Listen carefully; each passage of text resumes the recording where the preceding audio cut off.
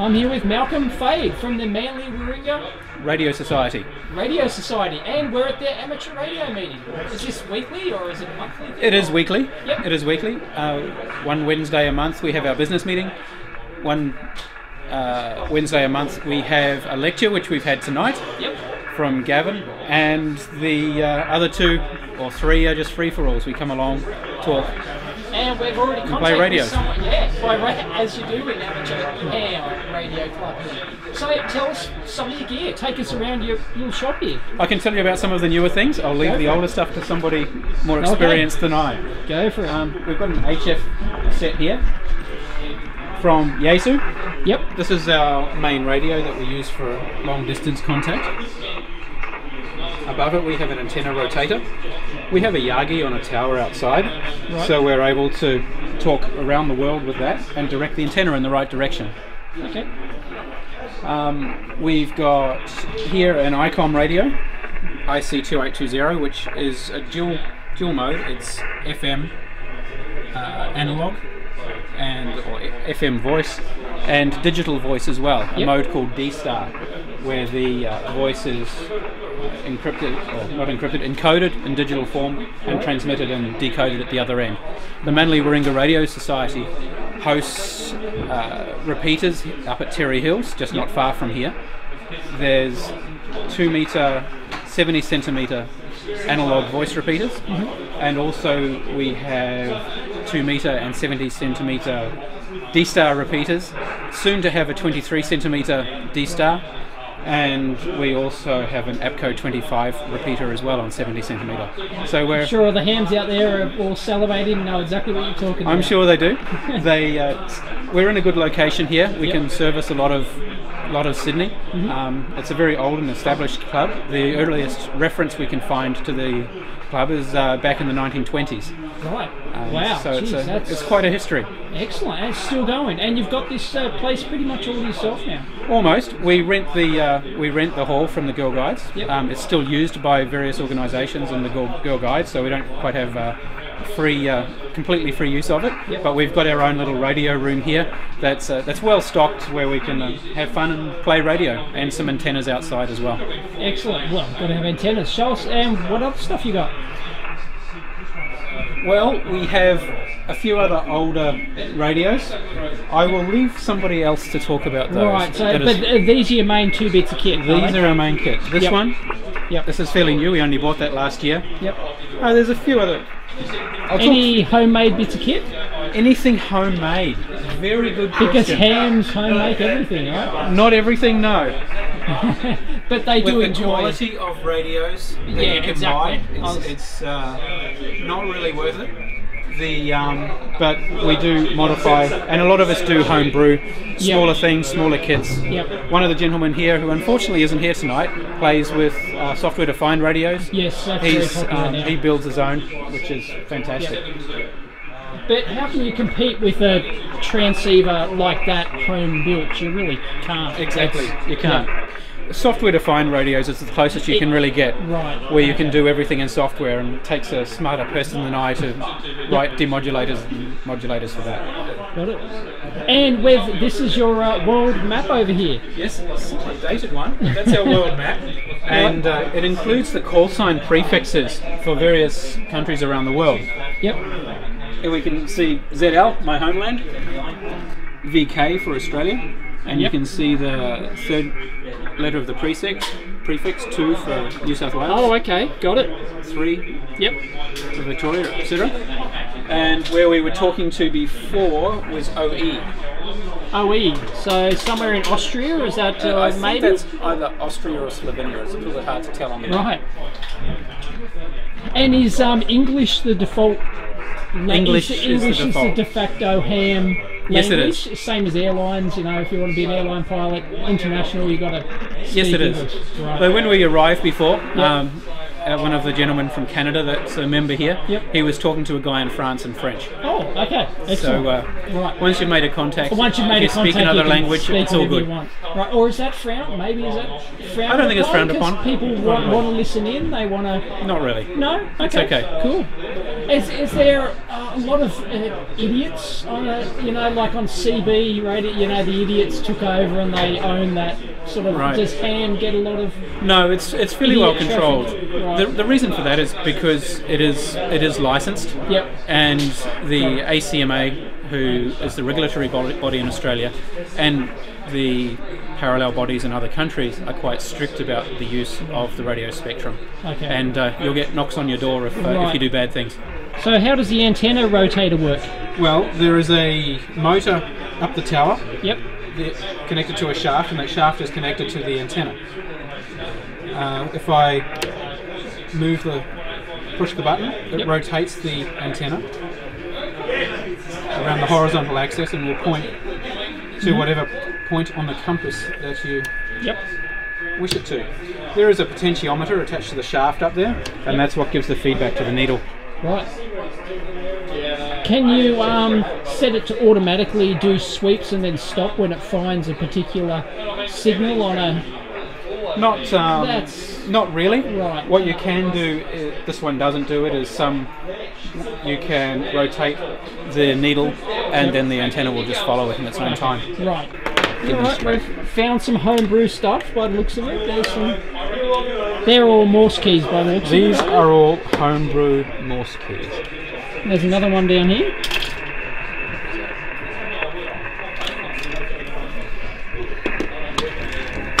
Homebrew Morse. Cute one made from PCB. Nice. And that looks like a bought one. It certainly is. Yep. Pro, do you do much Morse here? The guys are into Morse still? The great thing about an amateur radio club is different people are into different things. I enjoy it for the tech, and I enjoy radio a little bit as well. Some guys really love the HF and making long-range contacts. Some people like APRS, packet radio. We have a APRS digipeater up here, which receives APRS packets from the northern end of the Northern Beaches up to Wyong in that direction. That digipeats up to an iGate, which receives RF and pushes the APRS into the global APRS network. Other people enjoy HF for four-wheel driving and making contact and keeping in contact with friends. Some people like building kits. There's all sorts of things. We also help with the annual JOTA, Jamboree on the Air, which is a scouting event. Is that still? It was a a decade or two back. Is it still going? Is it still very active. Yeah. Just a few weeks ago was when the event was, and we had a few hundred scouts and guides and cubs. Fantastic. Doing all amateur radio. Yep. So, do you still do fox hunts and fox hunts? Like that? Yep. This was made especially for scouts. Right. A fox hunt antenna. Oh, that's brilliant. Using Made out of tape measures. It's absolutely fantastic. That is great. This is for 2 meters. Little Yagi. It's the matching stub here.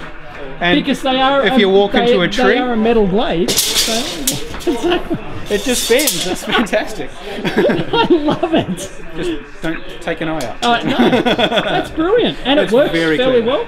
They do. Some of the kids made one each. Right. As a project. Fantastic. And show us your T-shirt. A few years ago, I was lucky enough to go to a maker fair in Austin, Texas. Oh, I'm jealous. Arc Attack was one of the primo things to see. The thing is to see a guy in they had the big cage. They didn't have the cage Tesla. When I was there, but they did have the 2 Tesla coils. The 2 Tesla coils. And this is a schematic, I guess, of the driver of the driver, one of the original ones. Awesome. Thanks, Malcolm. So how much is a rig like this Yazzie worth? When they were new, about $4,000. This is now probably 15-year-old technology. We've had this radio for probably 12 years. On the second-hand market now, maybe $2,000. Are there any advantages in the newer models? Have you got any newer capability, or can you use, or is old gear like this sufficient? the old gear is sufficient to get you on air, but there's no comparison. It's like motor cars, I guess. You could still drive to work in a Morris Minor if you wanted to, but it's you know what I'm trying to say. Well, are you talking about tuner sensitivity and? The receivers are a lot more selective. The filters are better. This radio's got basically two receivers in it. They can receive on two different parts of the band. You can hit buttons and change from one VFO to the other, which means that you can reverse them. You can decide which one you want to transmit on by just pressing the button. You see that one's gone red there. Now it's red here, so I'm transmitting on this one. So you can. It's a lot more versatile, and that's sort of only been happening in radios for probably, hard to say, 15 or 20 years. Right. Are there a lot of hams using software-defined radio these it's days? becoming more and more popular. Right. I haven't had a lot to do with that, but what I have done is it hasn't got the feel of actually tuning like this. You know, it's like. But could you have a software-defined radio with the nice knobs on the front with the readout? That's coming too. Right. And the ones that I've used, the receivers are nice and quiet and seem to work really well, but I haven't had enough experience to really comment on how they compare with these units. I think you'll probably find that in another 10 years they'll probably all be software defined. Right. I'm just trying to.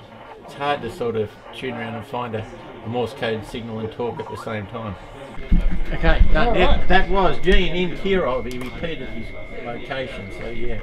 Kirov, somewhere in Russia. In Russia, excellent. So what's the advantage of this side-by-side key? Okay, I'll turn the clear off so I'm not transmitting and I'll explain that to you. What happens is one side does dits, one side does dars. Right. So instead of having a conventional key like this, where depending on how long you hold the button down, how long you hold you'd have to time it. This is timed by electronic circuitry within the radio. One side does dits. You can rest your arm on the bench and it's just a matter of you working out your timing between your fingers. Right. And generally, I'd say if you're handy with one of these, everyone usually does their exam with one of these. One of those, right. Okay. And to transform to one of these, probably a weekend of practice. Right, so that one's more accurate though.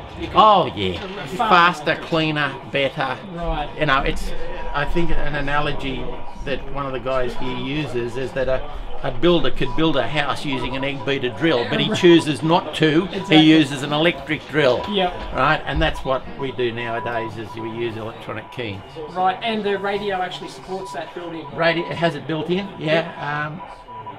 A lot of radios these days actually have memories in there too, so you can type your call sign into the radio, and you can your location.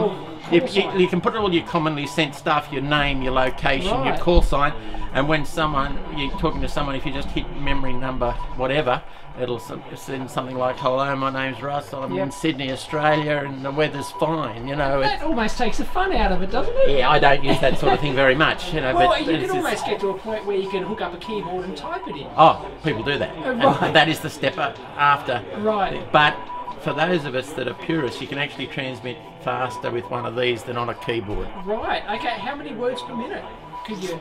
Look, it depends how much time you put into it, but certainly 40 is not out of the question. Right, okay. 30, 40. Nice. There are plenty of guys that do that sort of speed.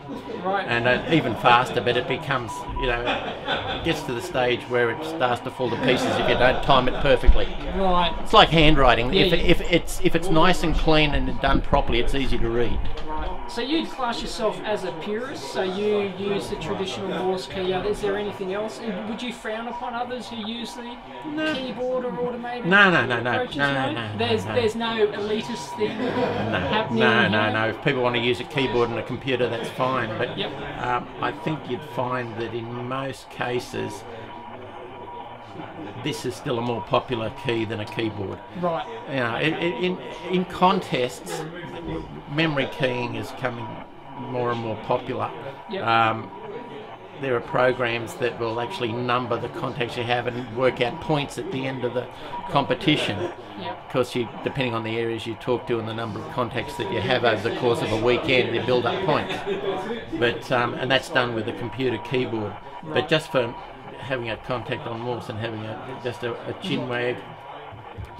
The paddle key is probably the way to go. Fantastic. So we just spoke to someone from Russia. Kirov in Russia. 14.01 megahertz? Yeah, if 14.012 or thereabouts, I've moved the dial a little bit, but somewhere about there, yeah. Okay, is that common for this time of night? Would you be able to get them only at night, during the day, atmospheric? Different, it's raining out there at the moment. Yeah, it does open up in different times of the day. And what happens is if you're on every day, you get into a pattern of knowing what's going to happen tomorrow or having a pretty fair idea. But it changes. This band is particularly good at afternoons, early in the mornings, and you follow your dark path. How it works is that where the sun is in the sky, it tends to be a little bit flat. So we're ahead of the rest of the world with the sun. So in the morning you work the short path to Europe. I used to get on at 5 or 6 in the morning, and as the sun's rising here, it's still dark in Europe, right? And that's a very good path. Some of the Russian areas, I don't know where he was actually, I have to look it up on the atlas, was Kirov, but some of the Russia wraps around halfway around the world, and part of Russia is due north of Australia, and that's a dark path. So we probably got him on a dark path. So you'd be using a directional antenna? Yeah, right? absolutely. We've always use a directional antenna? Yeah, it's better if you can. It depends on how much room you've got to put it up, and of course your budget. It's a hobby for people. Some people can only afford a length of wire, other people can afford a very expensive tower antenna. But we've got a 6-element Yagi up there. And what's the bandwidth of that? It does 20 meters, 15 and 10. The bandwidth depends on where you tune it to, but with the tuners that are in these radios, you can do the whole band. Right. Yeah, in 3 bands. Yeah, and it works pretty well. It's a great piece of kit. Fantastic. Is there any interference from sunspots and of the high solar activity and every 12 years, right? Yeah, 11 years or whatever it is. Yeah, 11 years you get a solar peak, and it's been flat now for years, but it's been very flat. Almost zero sunspots, hasn't it? So it must be good times for the ham. It's starting to get better now, and I'm just thinking that I'll have to put my Yagi antenna up at home again. I've had it down for 12 months while I serviced it, so I'll have to get back into it. But it's only in the last year or so that things have been picking up. So we're up on pretty much a hill here at the moment, aren't we? So that's Terry Hills. This is a good location for radio. Right. It's a little bit out of the CBD. It's a little bit quiet. I was going to say, what about the urban, electromagnetic, the urban sprawl? Towers now? What have cell towers done to the ham? Well, not so much cell towers. It's plasma TVs are a killer. Plasma TVs. Yeah. But here where we are, we're sort of on the edge of the bush. We've got a few neighbours across the road, but they're far enough away that it's, for being in Sydney, it's a very quiet location. Yeah, because Sydney's quite a big suburban sprawl, so... Yeah, and we're on sort of the northeastern edge of it. Right. And you can pretty much contact any point on the globe? Given the right conditions. We can certainly get anywhere, but you just have to pick your band and be a little bit of luck. Yep. Fantastic. My own part of the hobby, I like working 80 metres, which is 3.5 megs. Yep. And it's a real challenge to work as many countries as you can on those lower frequencies. Like on 20, we just did it there. We got the man on the first call. Easy. Yep. Not so easy on 3.5 megs to get into Russia, but it does happen. I was reading something the other month about this huge Russian transmitter in the 60s that it would chirp. It was the woodpecker. The woodpecker. That's it. Is that systems like this in operation? Not as much. No, like that sort of. I don't know how long ago. I suppose I certainly was going in the late 70s and early 80s. I don't know exactly how long it's been off air, but people used to say it was a Russian over-the-horizon radar system. I've seen it. It's massive. I've seen photos of it. It's huge. It's like 300 metres tall or something. And it used to chirp right across the band, and drove us nuts. Yeah. Drove us nuts for years and years and years. You worked around it. It was just one of those things you couldn't do anything about it.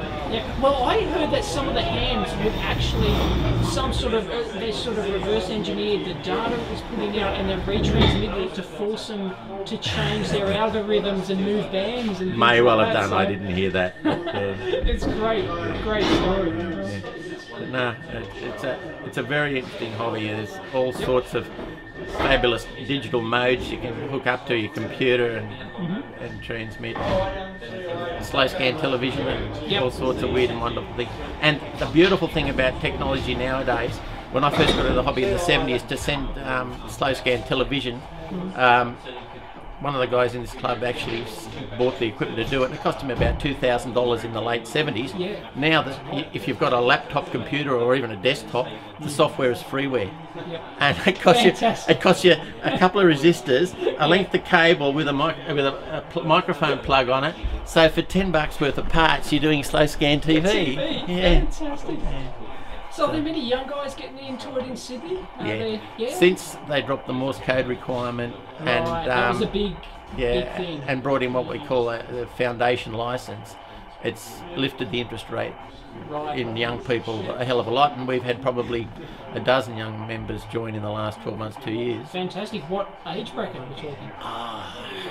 Young 20s to 30s, and we've had a couple of teenagers. Fantastic. Yeah, so it's one of those things. But the Morse code requirement was always one that required a big commitment. How long did it take to get proficient enough to actually pass?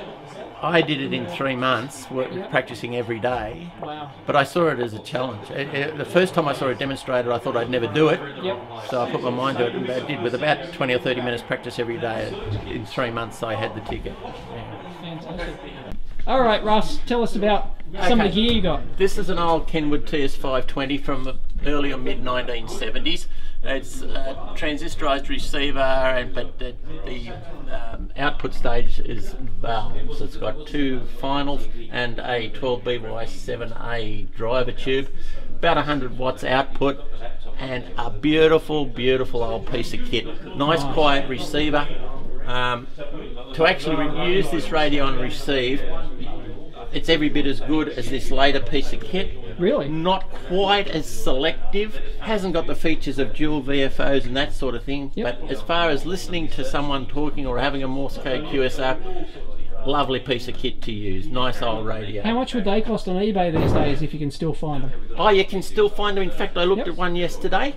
Hard to say. It depends if it comes with the microphones alone. The desktop microphone's probably worth $100 these days, but the radio itself about $300. Right. So you can buy a radio for $300, a handheld microphone for probably $20, or a desktop for another $100.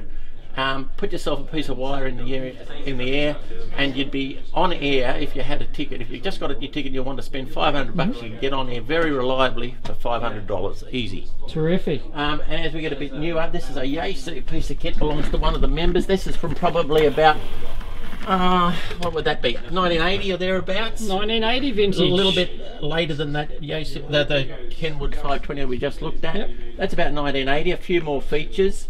Bit fancier radio, and what else can I show you? Oh, we've got tuners, Ventron tuner, another tuner up here. We've got all sorts of bits and pieces that the guys fiddle the oscilloscopes. But and then we get into D-Star. We've got two homemade. meters. Are you into homemade stuff? I am not. I rather operate than build, but some of the guys do. But the thing is, the homemade stuff tends to be hobby transmitters for one frequency. It's very difficult. It's not difficult. You can do it, but the thing is, this stuff spoils you. You know, it's a bit like, I suppose that people out there can build their own motor car, or they can drive their Holden Commodore. You know, it's one of those. Exactly. Yeah. So you mainly use the Yaesu down here? Yeah, that's our club radio. We bought that about 12 odd years ago, and then shortly after that, a gentleman donated this Yaesu FT767, which is a few years older than that, but that's another really nice radio. That's from probably 20 years ago. But it's a great hobby, and this is a great club. Excellent. Thanks, Russ. Okay. Now there's a guy calling CQ, so UA4 NU, he's a Russian, so we're going to give him a blast, okay? Alright, so we're talking to Russia. Yeah.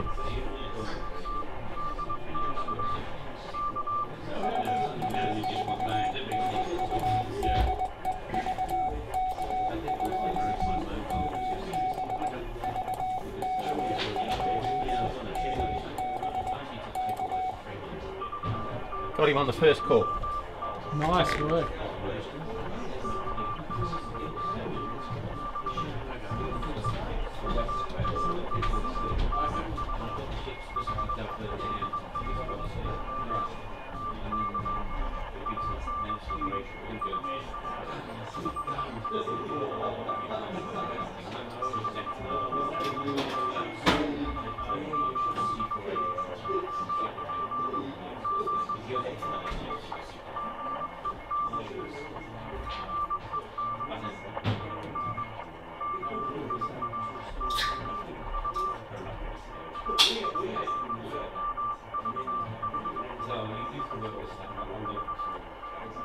His name is Gene, and he's in Kirov.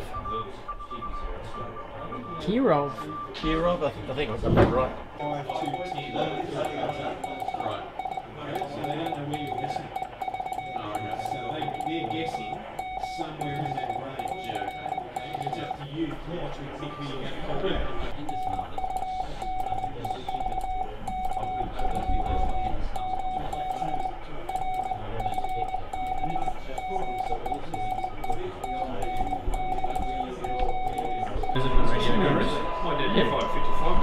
And they're testing a VHF 2-metre transceiver. No, Yeah. an RFS. Yes.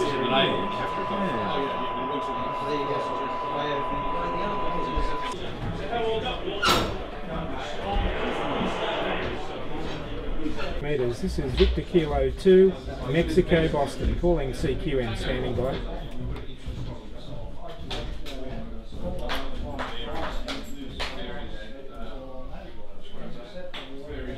Oscar Echo 5, Lima X-Ray Papa. This is Victor Kilo 2, Mexico, Boston.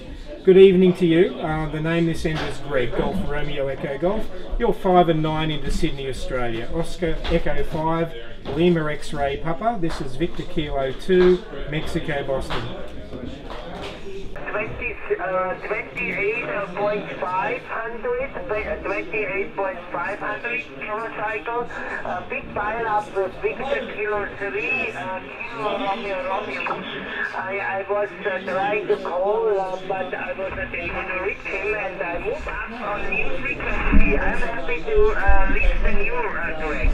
Back to you, VK2MBOE5LXP, over. Yeah, Oscar Echo 5, Lima X-Ray Papa, Victor Kilo 2, Mike Bravo. Yeah, thanks for calling, Hans. Nice to make the contact. We just sort of, this is a radio club station in Sydney, so we've just actually been doing a little bit of a demonstration here for a video, and we thought we'd actually put out a couple of calls on 10 metres, seeing there's so much action. But thank you very much for coming back to the call, and look to catch up with you another day, Hans. Thanks for the call. Oscar Echo 5, Lima X-Ray Papa. This is Victor Kilo 2, Mexico, Boston.